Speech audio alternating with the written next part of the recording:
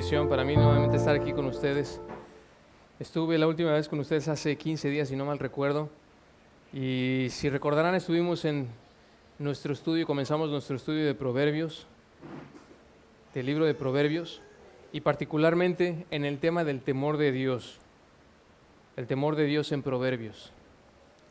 Y estamos dividiendo nuestro estudio en dos partes.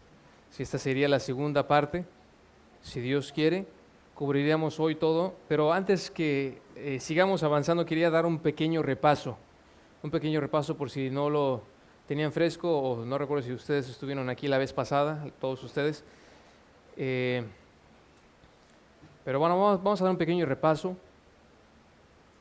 Para ello, recuerdan, vimos varios aspectos del temor de Dios. Primeramente habíamos dado un pequeño contexto del libro de Proverbios. ¿Quién había escrito? ¿Recuerdan? Salomón. Y el propósito de Proverbios es que Salomón, bajo la inspiración del Espíritu de Dios, nos dio estos proverbios que son dichos breves. ¿Recuerdan que habíamos dicho? Eran comparaciones de la vida cotidiana que contienen una verdad profunda para la vida en sabiduría. Habíamos dicho también que es importante para nuestro estudio de proverbios que es entender que los proverbios no son promesas ni leyes universales, sino principios generales. Principios generales, ¿recuerdan? Y bueno, después continuamos con nuestra definición del temor del Señor. ¿Alguien se acuerda que habíamos dicho del temor del Señor? ¿Qué es el temor del Señor?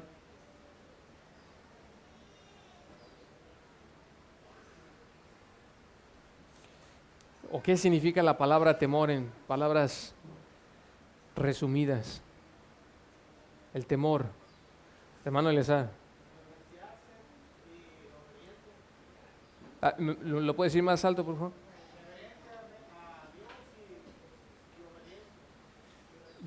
Reverencia a Dios y obediencia, sí, en efecto. Tiene que ver con la reverencia, la adoración al Señor, exactamente. Habíamos dicho que el temor a Dios distingue a un creyente, porque solamente un creyente es capaz de adorar gracias a la obra que el Espíritu de Dios ya está haciendo en su corazón. Como lo vimos más adelante, vimos que en el origen del temor del Señor, eso fue nuestra siguiente parte, vimos que solamente en efecto un creyente podría temer reverentemente a Dios o adorarle en obediencia, porque en su salvación es Dios quien pone ese temor al regenerar ese corazón, ¿recuerdan? Habíamos visto pasajes como Jeremías 32, 38 y al 40, en donde ahí claramente dice, el Señor dice a través de Jeremías, ellos serán mi pueblo y yo seré su Dios y les daré un solo corazón y un solo camino para que me teman siempre, ¿recuerdan? Y más adelante continúa diciendo, e infundiré o daré mi temor en sus corazones. Ahora, posteriormente vimos las manifestaciones del Señor. Aquí fue donde nos quedamos. Vimos que la primera manifestación del temor al Señor o de Dios es que se vería en sabiduría para vivir piadosamente. Eso lo vimos en el Proverbios 1.7, en el capítulo 1, versículo 7. El temor del Señor es el principio de la sabiduría. Habíamos dicho qué significaba la sabiduría. ¿Alguien recuerda? Pocas palabras en una oración. La verdad de Dios aplicada, exactamente. Gracias, mi hermano Seth. En efecto, es la habilidad para aplicar principios bíblicos a cualquier área de nuestra vida. Vimos que una segunda manifestación del temor a Dios fue en el conocimiento de Dios, y también ahí definimos qué era conocimiento. ¿Alguien nos puede recordar? ¿Se refiere a un conocimiento intelectual?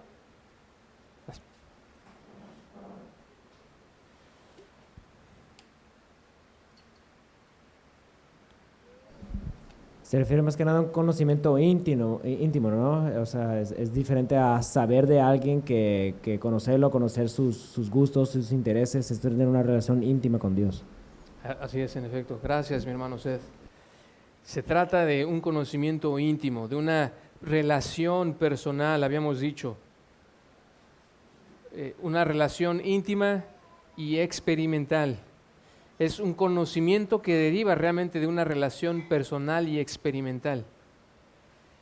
No lo mencionamos en esa ocasión, pero Jeremías 9 prácticamente debería ser nuestro lema aquí, 23 y 24, que no se alabe el sabio en su sabiduría, ni se alabe el poderoso en su poder, parafraseando un poco, no lo recuerdo, sino el que se hubiera de alabar, alabes en esto, en entenderme y conocerme, que yo soy Jehová, que hago misericordia, juicio y justicia, porque estas cosas quiero, dice Jehová. Entonces ahí el mismo Jeremías reconoce la importancia de que a Dios no le importa nada en nuestra vida más que tengamos una relación con Él, una relación íntima con Él.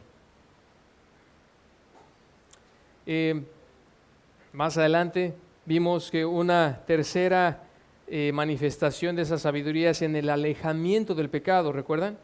Alejamiento del pecado. Ahí vimos, por ejemplo, proverbios como Proverbios 8:13, que dice: el temor del Señor es aborrecer el mal, el orgullo, la arrogancia, el camino y la boca perversa yo aborrezco.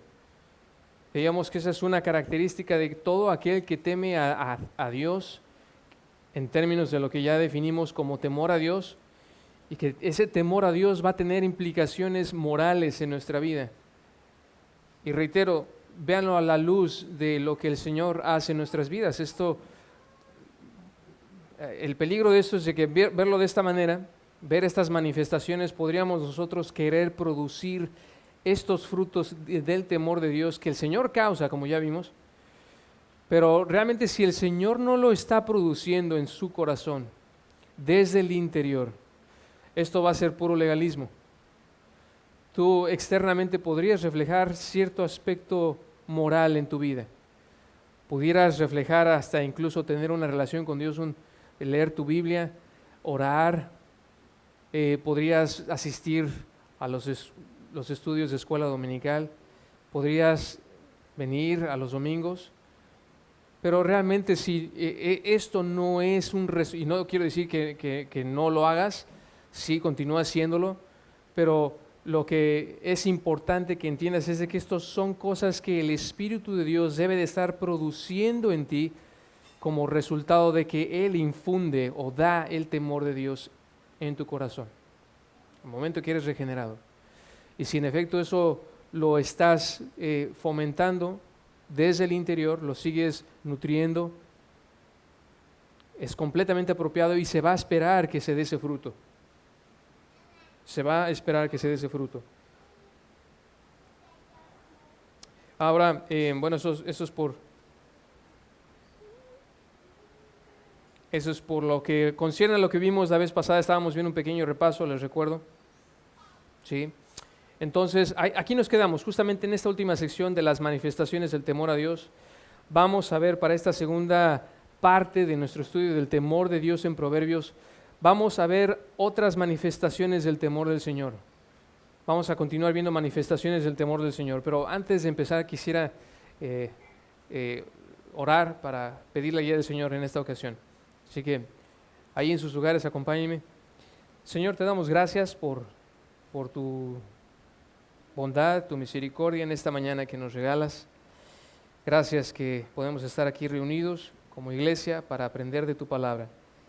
Pido que los que estemos aquí, que tú nos bendigas y que tú nos ilumines, que tú nos ayudes en este gran tema del temor a Dios y que perdones nuestros pecados, nos limpies para que haya comunión libre con tu Espíritu Santo y podamos entender estas verdades gloriosas de tu palabra. Ayúdanos a que podamos temerte, Señor, sabiendo y entendiendo que dependemos en todo de tu obra en nosotros. Que tu Espíritu Santo obre en nosotros para que podamos dar y ver estas manifestaciones en nuestras vidas, Señor. Gracias y nuevamente te alabamos y te bendecimos en el nombre de nuestro Señor Jesús. Amén. Bueno, hermanos, la siguiente manifestación La siguiente manifestación del temor del Señor es en una vida de contentamiento. Y noten esto, aquí nos vamos a frenar un poquito más con toda libertad. En una vida de contentamiento.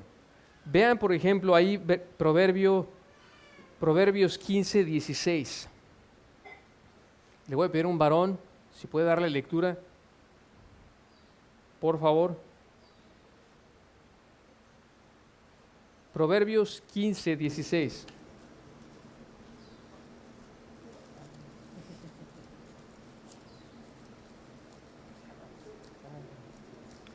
Perdón, ahí tiene el hermano, mi hermano Seth.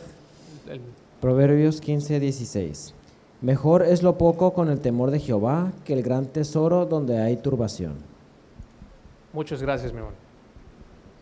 Mejor es poco con temor del Señor que gran tesoro con turbación. Vean este hermoso proverbio. Este proverbio es uno de varios proverbios que introduce la fórmula mejor que. Mejor que. Aquí está comparando dos cosas. Está comparando obviamente la vida de sabiduría con la vida de insensatez, que es el gran tema de proverbios, la sabiduría, ¿recuerdan? El principio que enseña este proverbio no está implicando que el estatus económico determina una situación espiritual de facto, de hecho. Es decir, en otras palabras, no es que tener poco en sí sea la bendición, ni tampoco que el tener gran tesoro en sí sea el problema. Por supuesto que no, aquí el proverbista o el autor de este proverbio no está condenando ni favoreciendo un estatus económico sobre otro. ¿Ok? Lo que el Espíritu de Dios está enfatizando entonces es la cualidad que acompaña al tener poco o al tener gran tesoro.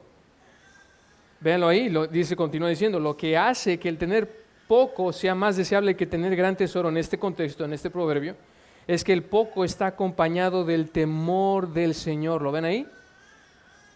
Un temor reverente y de adoración a Dios, que es el gran tema que estamos viendo. Y por otro lado, tener gran tesoro está acompañado de turbación, literalmente confusión, desorden o pánico, podríamos traducirlo también, que implica la falta de temor, en contraste. Causará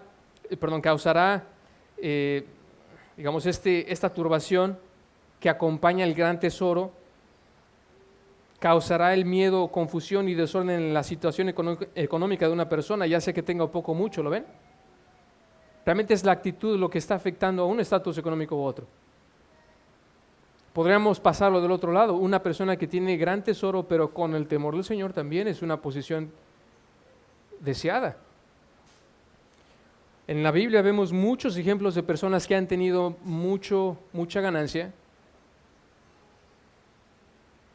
pero que tuvieron gran temor del Señor. Ejemplos de ellos, ¿quién podrían darme? Salomón. ¿Quién más? Job. El mismo Abraham. ¿No?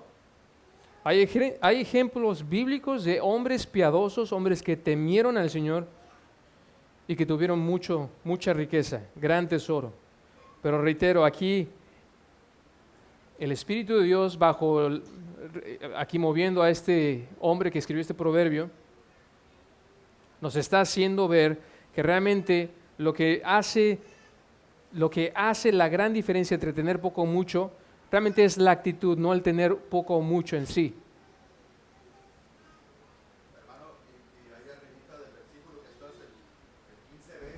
Ajá. Podemos ver cómo Dios bendice a la actitud correcta, ¿no? Porque el 15b dice, mas el corazón contento tiene un banquete continuo, ¿no? Ahí está, exactamente, a eso íbamos a ir. En efecto, entonces, no, pero muchas gracias, mi hermano. No, para eso estamos aquí. Recuerden que en el estudio me pueden interrumpir y con toda confianza, mi hermano. Gracias. Sí, en efecto, de hecho, incluso este proverbio que estamos viendo, el versículo 16, debe de entenderse justamente en este contexto del versículo 15. Y incluso hasta el del 17. Mejor es un plato de legumbres donde hay amor que buey engordado con odio. reiteramos, aquí lo que se está resaltando es la actitud, la actitud. Entonces, en otras palabras, mis hermanos, aquí lo que estamos, la verdad esencial que estamos tratando de sacar de este proverbio es que tener una vida de adoración reverente a Dios que vive en obediencia a su palabra llevará a una vida de paz y seguridad en las finanzas de un creyente, confiando que su situación económica, escuche esto, hermano, que su situación económica está en control del Todopoderoso, ya sea que Él decida darte poco o mucho. ¿Lo ves? Si tienes poco, estarás confiando en que el Señor seguirá proveyendo y sustentándote y proveyendo para sus necesidades. Y si tienes mucho, de la misma manera tendrás esa confianza en el Señor que te dio esas riquezas y no en tus riquezas mismas. Eso es el corazón del contentamiento, mis hermanos. Eso es el corazón del contentamiento. Proverbios 16:8, ahí un poquito adelante,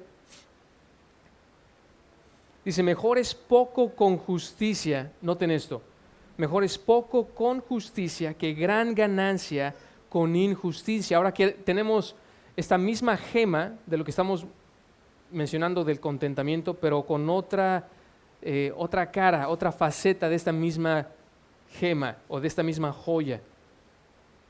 Este proverbio, que está construido de manera similar al 15 y 16 que acabamos de ver, implica que el temor de Dios o falta de este refleja también la manera justa o pecaminosa en que uno trabaja para obtener la ganancia. Hay implicaciones morales incluso detrás de este gran aspecto de nuestro contentamiento. Hacer un trabajo deshonrado y pecaminoso muestra nuestra falta de temor a Dios. Y esta verdad la enfatiza también Proverbios 28:6. Mejor es el pobre que anda en su integridad que el que es perverso, aunque sea rico. ¿Lo ven ahí? Mejor es el pobre que anda en su integridad que el que es perverso, aunque sea rico. Entonces, mi hermano, por esa razón, Pablo exhortó a Timoteo con las siguientes palabras. Pero la piedad, aquí podríamos traducirlo a la luz del libro de Proverbios, nuestro temor de Dios, lo mismo, piedad. En efecto, es un medio de gran ganancia cuando va acompañada de contentamiento, porque nada hemos traído al mundo, así que nada podemos sacar de él. Y si tenemos qué comer y con qué cubrirnos, con esto estaremos contentos. 1 Timoteo 6:6, ¿lo ven? Aquí está la clave. Y reitero, aquí Pablo tampoco está condenando la riqueza. De hecho, él está hablando a personas, a creyentes que disfrutaban de riquezas. Ahora, esta es la misma verdad que resalta Mateo 6, 31 y 33. Para esto es necesario que entendamos qué significan las necesidades o qué es necesidad. Cuando Dios promete o cuando Dios habla de necesidades, no se trata de un cheque en blanco para que nosotros ahí pongamos, bueno, Señor, esto es lo que necesito. A veces así queremos nosotros definirlo, ¿no? Pero vamos a ver, de hecho ya este texto ya nos dio una pista de qué es la necesidad o qué son las necesidades de acuerdo a la palabra de Dios. Vean Mateo 6, 31 al 33. Y alguien que le pueda dar también lectura, por favor. Mateo 6, 31 al 33. Mi hermano Yosimar, por favor.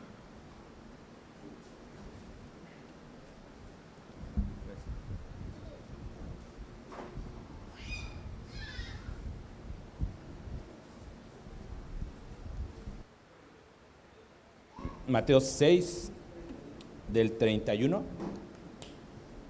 31 al 33. Okay, dice, por tanto, no se preocupen diciendo qué comeremos o qué beberemos o con qué nos vestiremos, porque los gentiles buscan ansiosamente todas estas cosas, que el Padre Celestial sabe que ustedes necesitan todas estas cosas. Pero busquen primero su reino y su justicia, y todas estas cosas les serán añadidas.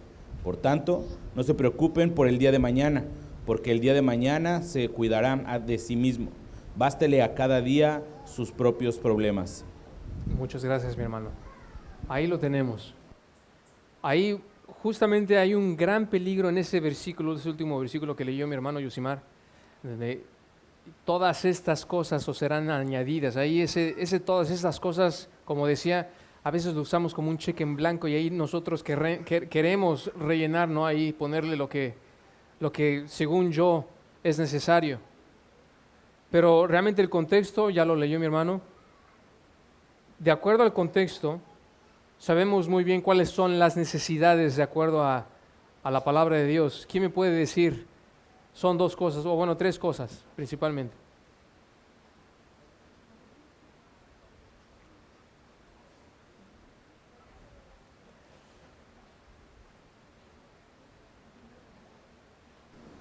No escuché la pregunta.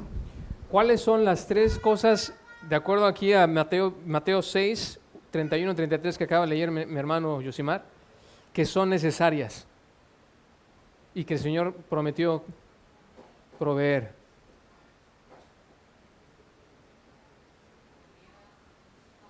Comida, vestido y techo, exacto. Gracias, mi hermana Samantha. Comida, vestido y techo. Y de nuevo, si vemos allí en 1 Timoteo 6:6, vemos lo mismo. Porque nada hemos traído al mundo, así que nada podemos sacar de él. Y si tenemos que comer y con qué cubrirnos, ahí está el vestido y el techo. Si tenemos esto, con eso estaremos contentos. ¿Lo ven ahí? Ahora, esto también a la luz de la cultura judía y en los tiempos en los que escribieron los autores inspirados, podemos incluso también reconocer, escuchen hermanos, cuando ellos tenían una sola túnica, es decir, tenían la ropa interior, era una túnica larga, más delgadita, después sobre esa tenían otra más gruesa, ese era su vestido, y eso era realmente lo que los protegía del frío. Ahora, muchos judíos que vivían, digamos, en una situación económica normal, no alta, sino media, tenían solamente una túnica. Eran las personas ricas que tenían más de una sola túnica. ¿Sí? Y de hecho, por eso decía incluso en la ley levítica que si tú prestabas tu túnica, es decir, tu ropa con la que te cubrías, la persona que la tomaba prestada tenía que regresarla al siguiente día, porque era la única manera en cómo se podía cubrir. Entonces, eran muy pocas las personas que tenían el gran privilegio, la riqueza de tener más de una sola túnica. Vivimos en tiempos distintos, pero aquí lo que estaba resaltando, fíjate, si ellos tenían una sola túnica, tenían lo suficiente para cubrir sus necesidades, al menos de vestido. Hermano, hermana, ¿cuántas prendas tú tienes para vestirte el día de hoy? ¿Escogiste lo que te pusiste el día de hoy? ¿Tenías gran opción para escoger? ¿O realmente dijiste, no, pues no tengo de otra, esto es lo que me voy a poner? Bueno, a lo mejor hay varones que sí, ¿no? Usan lo mismo lunes, martes, miércoles, jueves y viernes. Yo soy uno de ellos, hermanos, pero si tu respuesta es si yo pude abrir mi closet y escoger lo que yo me quería poner el día de hoy, hermano, tienes más de lo necesario en términos de lo que la Biblia enseña. Tienes más de lo necesario. Así que, fíjense, y la actitud que debería de ser entonces para nosotros, de acuerdo a lo que estamos viendo aquí en Proverbios 15, 16, mejor es poco con temor del Señor que gran tesoro con turbación, es que debemos estar contentos. Reitero, la verdad esencial aquí es la actitud. Ya sea que tengas poco o mucho, debes de estar contento. Si tienes lo necesario, sea poco o mucho, debes de estar contento con ello. Piensa de otras maneras, hermano, en cómo el Señor ya ha provisto para ti el día de hoy. Si viniste desayunado, eres bendecido también. Tuviste lo necesario hoy.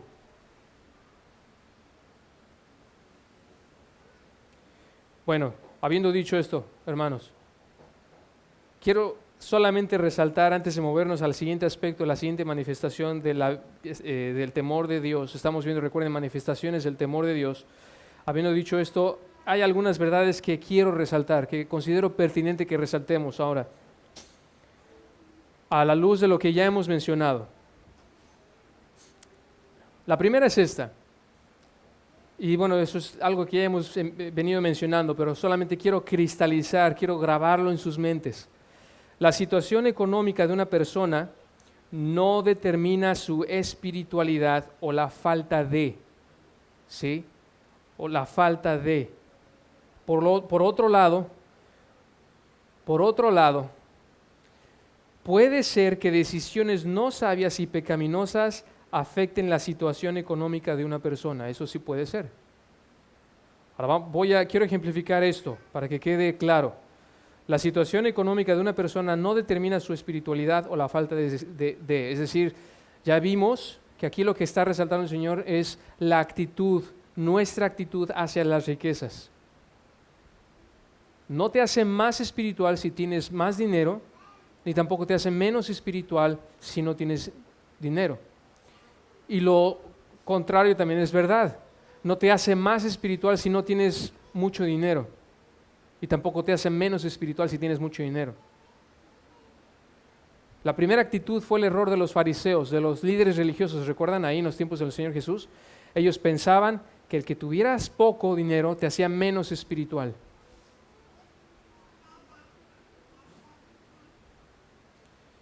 Pero lo cierto es lo contrario también, hermanos. No hay que condenar el hecho de que si alguien tiene mucho dinero, eso automáticamente lo descarta y pensar que ese hermano es materialista y está fijado en las cosas materiales más que en las espirituales. No es así, hermanos. Reitero, un hombre pobre puede ser tan avaro como un rico que en efecto tiene todas las riquezas del mundo. Y viceversa. Ahora, por otro lado, puede ser que decisiones no sabias y pecaminosas afecten la situación económica de una persona. ¿A qué me refiero con esto? Que en efecto sí hay decisiones.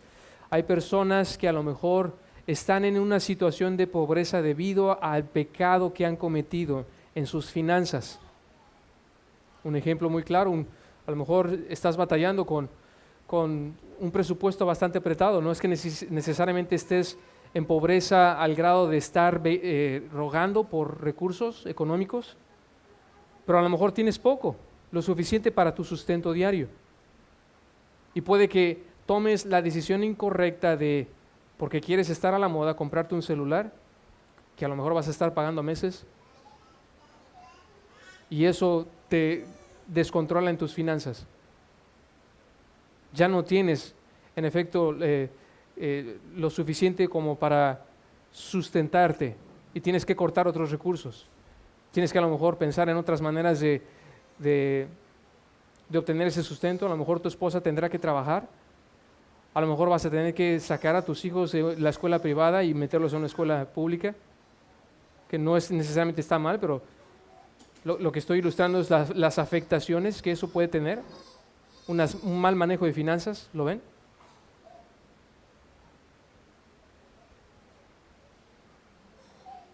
Entonces, si bien la situación económica no define tu nivel espiritual, sí puede ser también que tu pecado afecte tus finanzas. ¿Hasta aquí vamos claro? ¿Sí tiene sentido? Bueno, una segunda verdad que quiero declarar a la luz de lo que estamos viendo de las riquezas y nuestra actitud hacia ellas, si temes a Dios. Una segunda verdad es que Dios es quien en su sabiduría y en sus propósitos soberanos decide dar riqueza o pobreza.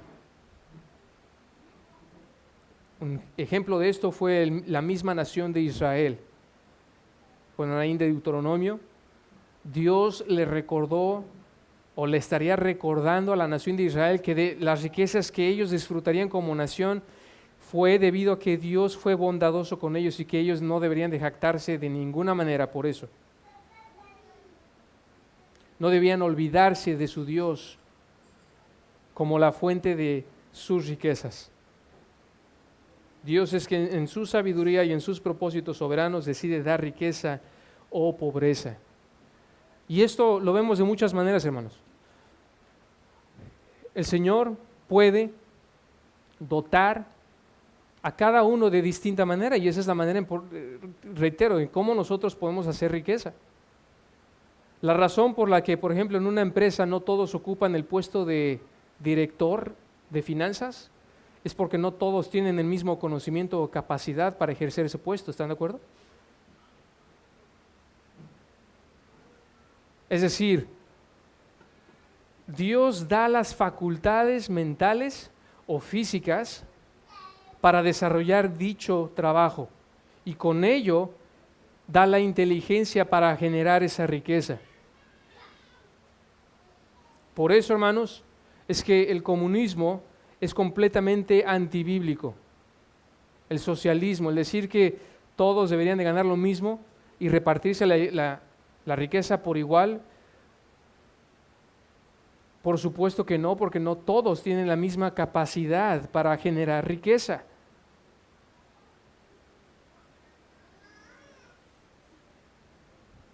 Entonces,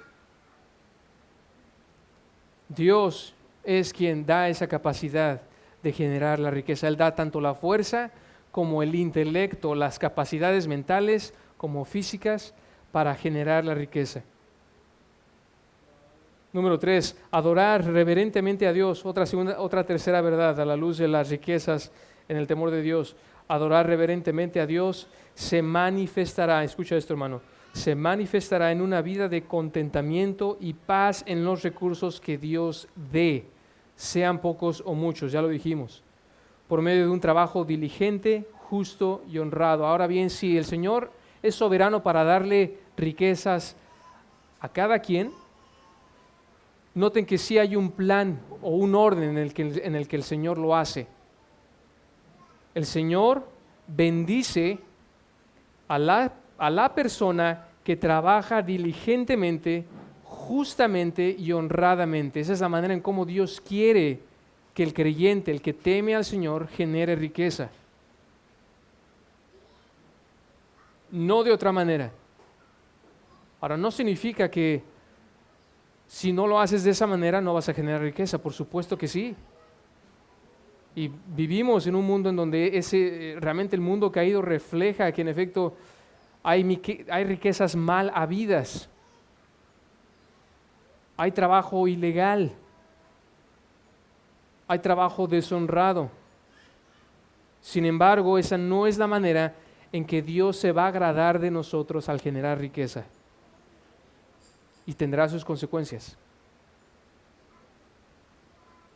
Y por último, una última verdad, una cuarta verdad acerca de la persona que teme al Señor y sus riquezas, es que una falta de adoración reverente a Dios se manifestará en una vida caótica, llena de confusión, descontenta y desconfiada en los recursos que Dios dé, sean pocos o muchos, y por lo tanto podrá manifestarse también en buscar ganancia de manera pecaminosa y deshonrada. Eso contrario de la verdad que vimos en el tercer punto.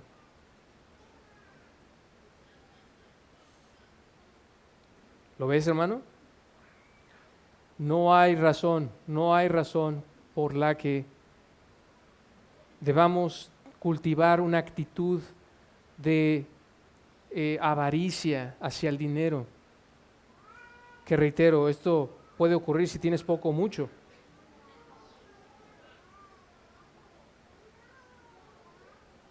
Las consecuencias de ello son completamente horrendas. Las consecuencias de ello, tener un descontento, inevitablemente te va a llevar a una desconfianza en Dios y a confiar más en las riquezas que en Dios. No temer a Dios en ese sentido te va a llevar a ello. Y cuando desconfíes en Dios y confíes más en las riquezas, estarás tentado, estarás en una posición más vulnerable para tratar de conseguir tus riquezas de una manera que no glorifique y honre a Dios.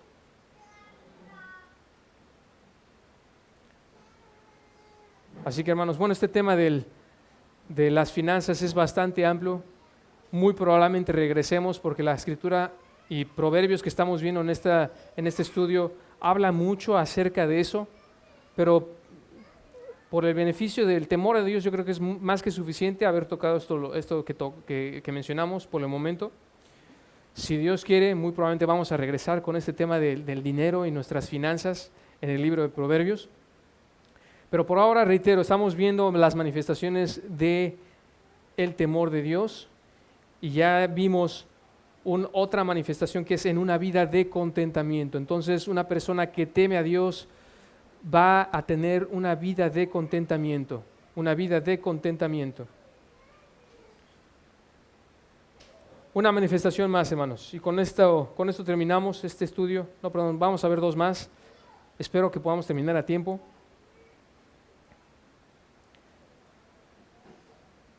La siguiente manifestación es en una vida confiada.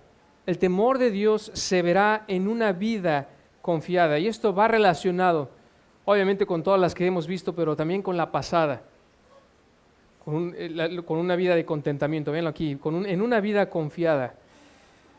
Proverbios 14:26, por favor, si alguien le puede dar lectura.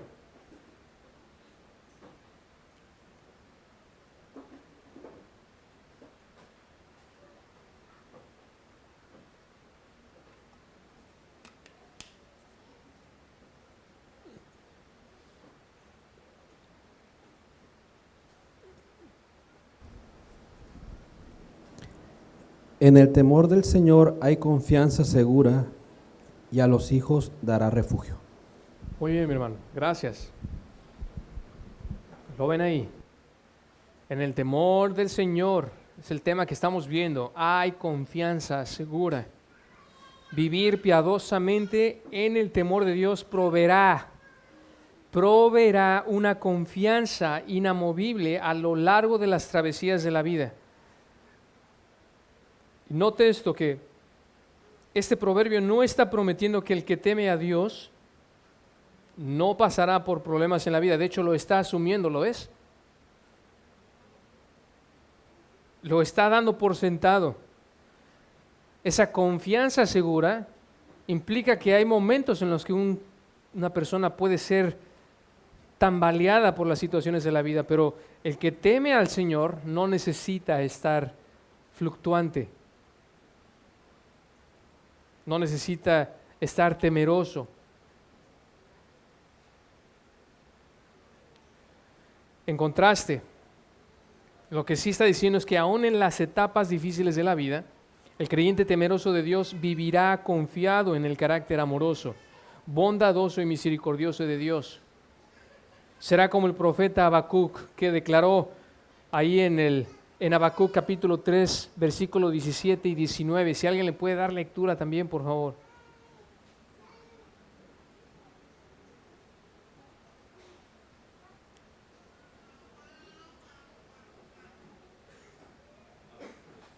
Habacuc 3, 17 y 19, al 19. Dice, aunque la higuera no florezca, ni en las vides haya frutos, aunque falte el producto del olivo y los labrados no den mantenimiento, y las ovejas sean quitadas de la majada, y no haya vacas en los corrales. Con todo, yo me alegraré en Jehová, y me gozaré en el Dios de mi salvación. Jehová el Señor es mi fortaleza, el cual hace mis pies como de ciervas, y en mis alturas me hace andar. Excelente, hermanos. Noten en esa última parte, Él ha hecho mis pies como los de las ciervas y por las alturas me hace caminar. Wow, qué maravilloso, ¿verdad, hermanos? No sé si ustedes, yo soy bastante temeroso de las alturas, pero si ustedes ven los ciervos, cómo están ahí en las rocas, ahí en las montañas, en las alturas, parece que se van a caer, pero no lo hacen. Y caminan como si estuvieran caminando sobre la playa en lugar de las rocas montañosas. Y esa es la confianza que aquí Habacuc está comparando. Note, la razón por la que Habacuc podía vivir confiadamente en medio de los tiempos turbulentos que él experimentó, que no sé si recuerdan el contexto, pero Habacuc estaba viendo cómo el pueblo de Israel estaba viviendo en pecado. Y no solo eso, sino que aparte el Señor le dice, bueno, voy a intervenir como tú lo pides, voy a mandar a una nación todavía peor, más pecaminosa que Israel para juzgarles. Y eso, la mente de Habacuc no podía comprenderlo. Hasta que comprendió el carácter de Dios, justo, bueno y misericordioso, que incluso Él, Dios, estaba mandando a esta nación pagana, mucho peor que Israel, para condenar el pecado de Israel. Es que Él entendió que en efecto Él lo estaba mandando por juicio.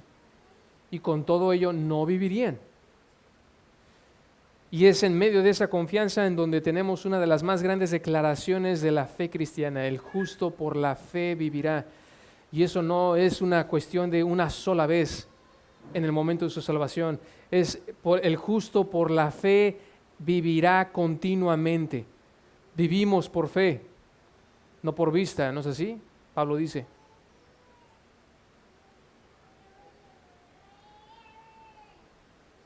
En esos momentos turbulentos, es que nosotros, los creyentes, que tememos al Señor, que le alabamos, le glorificamos obedientemente, podemos experimentar confianza única y solamente porque confiamos en el carácter de Dios. Confiamos en el carácter de Dios. Proverbios 18:10 dice, el nombre del Señor es torre fuerte. Noten ahí como ahí el proverbio está definiendo el carácter de Dios. Es torre fuerte. A ella corre el justo y está a salvo. La frase nombre del Señor es una referencia al carácter y a las perfecciones de Dios.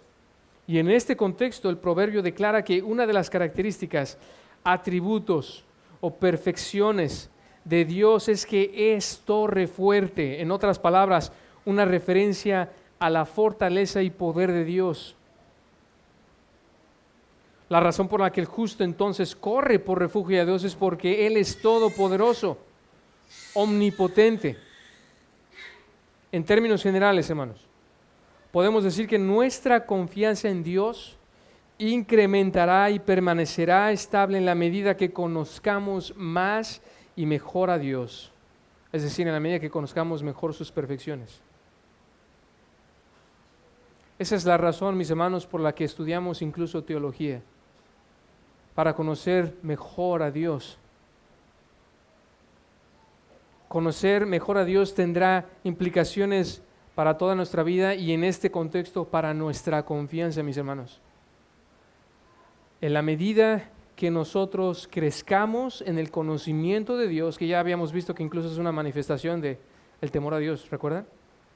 Conocemos más íntimamente al Señor, obviamente le conoceremos mejor en sus perfecciones y tendremos una vida confiada.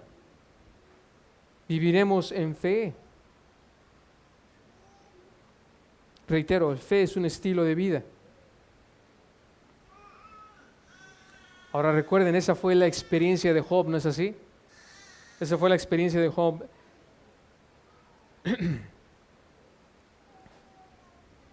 Ahí en el capítulo 41 de Job, si me acompañan un momento por allá, se encuentra antes de el libro de los Salmos, poco antes de Proverbios.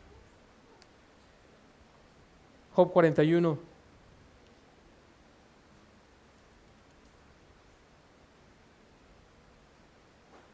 Perdón, 42. Versículos 1 al 6. Recuerden, aquí Job estaba batallando en su conocimiento del Señor, podríamos decirlo, hablando de su desconfianza. Él estaba demandando una explicación de las situaciones por las que él estaba viviendo. ¿Recuerdan? A pesar de que él era el hombre justo, más justo de la tierra, y eso en palabras del mismo Dios, Job tambaleó en su fe y demandó una respuesta, exigió una respuesta a Dios de por qué él estaba sufriendo. Y noten esto, hermanos, noten esto. En lugar de darle la respuesta que Job demandaba, Dios pone en su lugar a Job. Lo pone en su lugar. Él dice, a ver Job, primeramente, yo no te debo ninguna respuesta. ¿Quieres entender las cosas que yo hago? Y en el capítulo 41 le empieza a lanzar pregunta tras pregunta tras pregunta para hacerle ver qué tan insignificante es Job, qué tan limitado es Job, y que él debería de, con una actitud humilde, simplemente aceptar las situaciones por las que él estaba pasando, aun si no entendía lo que estaba pasando. ¿Sacarás tú a Leviatán con anzuelo o sujetarás con cuerda su lengua? ¿Pondrás una soga en su nariz o perforarás su quijada con gancho? ¿Acaso tú harás muchas súplicas o te hablará palabras sumisas? Hablando aquí del monstruo marino, que no conocemos, pero le está haciendo ver, él podría hacer eso.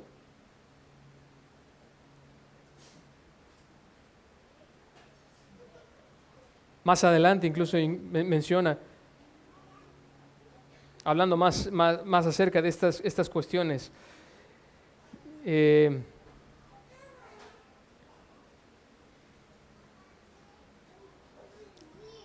continúa describiendo el carácter de este pescado y cómo es que es imposible, o esta criatura gigante, Leviatán, que estaba mencionando.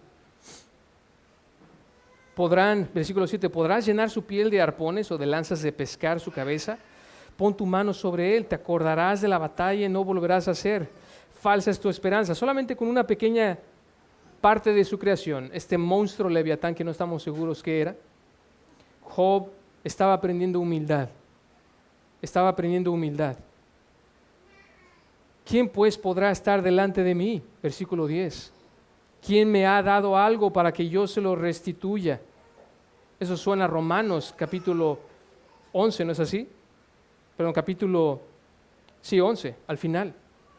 ¿Quién me ha dado algo para que yo se lo restituya? Cuando existe debajo de todo el cielo es mío.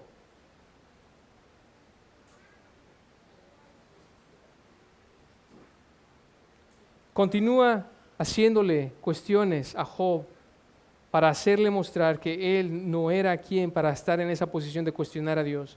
Y entonces al final del día él responde, noten esto, esta inquisición realmente que Dios le da hacia Job comenzó desde el capítulo 38, pero no vamos a ir a él, en donde Job es continuamente bombardeado con preguntas y preguntas. Y noten la respuesta al final del día, en el capítulo 42, versículos 1 al 6. Entonces Job respondió al Señor, yo sé que tú puedes hacer todas las cosas y que ninguno de tus propósitos puede ser frustrado. Ahí está el poder de Dios y su soberanía. Puedes hacer todas las cosas y ninguno de tus propósitos puede ser frustrado. ¿Quién es este que oculta el consejo sin entendimiento? Aquí está citando Job las mismas palabras de Dios. En otras palabras, ya se adueñó del veredicto que Dios le dio hacia Job. Le dijo, no, yo no soy quien, yo soy limitado en mi mente, no puedo entenderlo.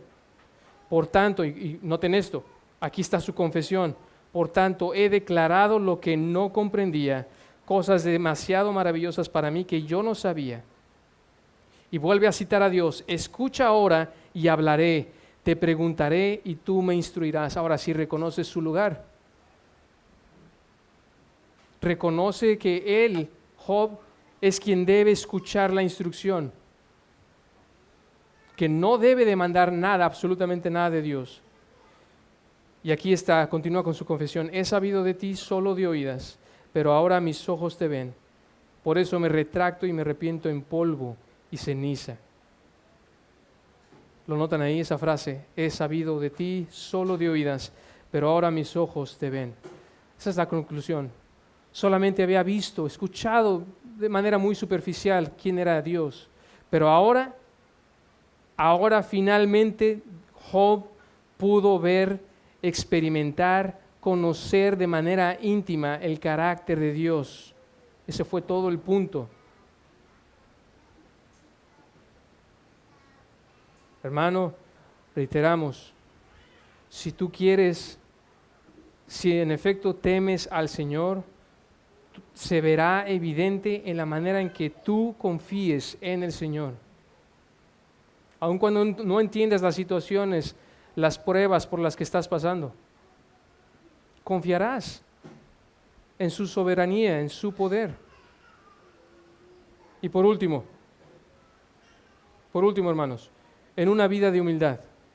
En una vida de humildad. Vamos a ver que la última manifestación que veremos del temor de Dios es en una vida de humildad. Y esto está relacionado con la última parte que mencionamos. El temor del Señor, véanlo ahí en Proverbios 15:33.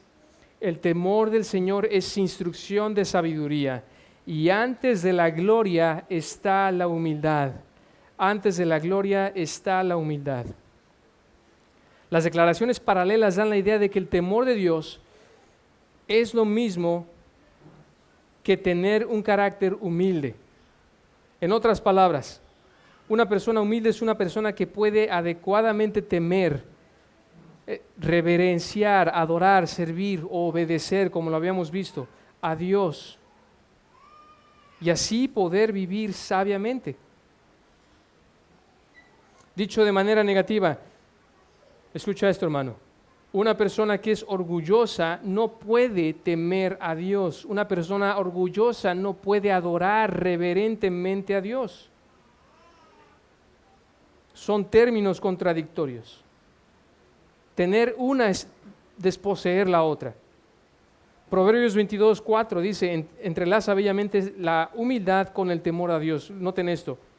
La recompensa de la humildad y el temor del Señor son la riqueza, el honor y la vida. La humildad es la característica que describe al creyente. Así como una persona que teme a Jehová es alguien que define a un creyente, ese temor de Jehová irá acompañado inequívocamente de humildad. De humildad. Salmo 34:2 dice, en el Señor se gloriará mi alma. Lo oirán los humildes y se regocijarán. Salmo 138:6 dice, porque el Señor es excelso y atiende al humilde, pero al altivo conoce de lejos.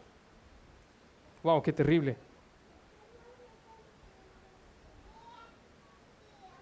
Ahí está la razón por la que no podemos temer al Señor y ser orgullosos al mismo tiempo. Efesios 4:1 y 2, la primera parte dice, yo pues, prisionero del Señor, les ruego que ustedes vivan de una manera digna de la vocación con que han sido llamados, que vivan con toda humildad y mansedumbre. ¿Lo ven ahí? El llamado digno del creyente entonces se manifestará en una vida de humildad. Colosenses 3:12, de manera similar, entonces ustedes como escogidos de Dios, ahí está una referencia a la salvación del creyente, a una persona que es en efecto un creyente, santos y amados. Estas tres cosas son características de un verdadero creyente.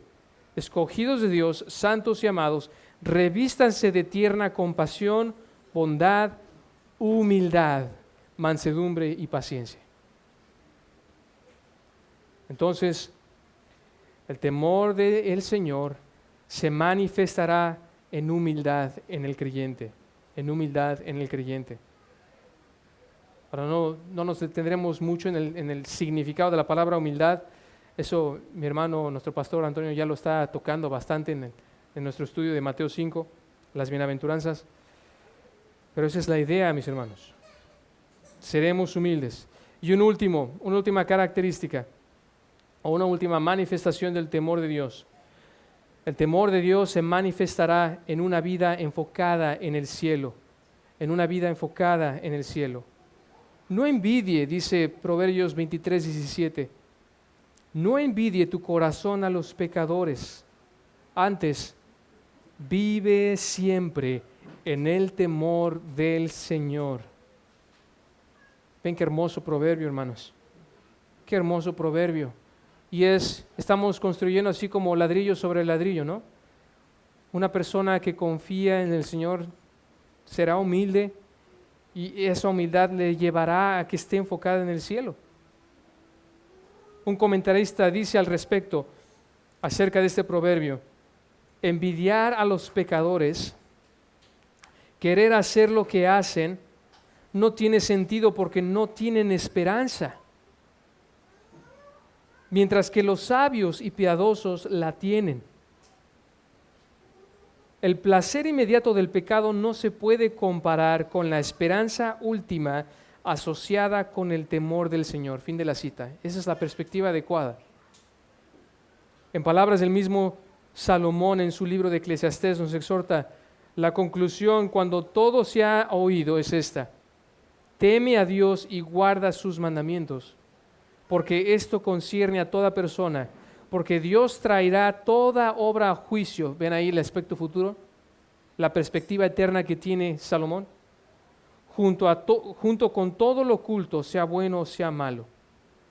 Notan cómo él tiene su perspectiva del temor a Dios a la luz de la eternidad, porque habrá un día de juicio, dice Salomón. Por eso es que el todo del hombre es eso. Teme a Dios y guarda sus mandamientos, obedécelos. Velo a la luz de la eternidad, hermano.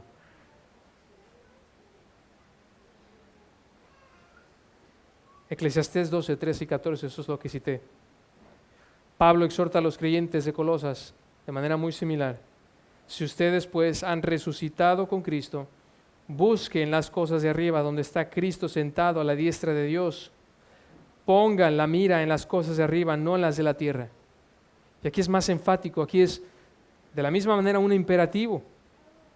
El que teme a Dios debe huir gozosamente del pecado porque está consciente del juicio venidero y del destino eterno que le espera en la presencia de Dios. Vamos a orar, hermanos.